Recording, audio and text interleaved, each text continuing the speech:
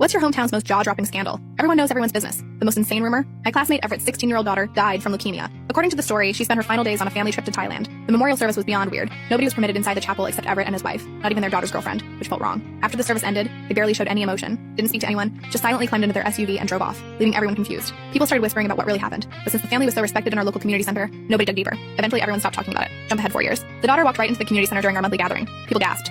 First sighting of her since the death. Turns out she never died at all. The truth was unbelievable. What actually happened? She came out to her parents as lesbian. That was the real reason. They pretended to be supportive, then took her to Indonesia to celebrate this beautiful new chapter in their family journey. Once they reached some isolated Indonesian village, they abandoned her completely with strangers she'd never met. They flew back to America and cut all ties, leaving her alone. But now she was 20 years old, strong and determined. So nothing stopped her from working odd jobs until she saved enough for a plane ticket home. She told us, her voice clear. She wanted everyone to know the truth and to tell all her childhood friends she was still alive.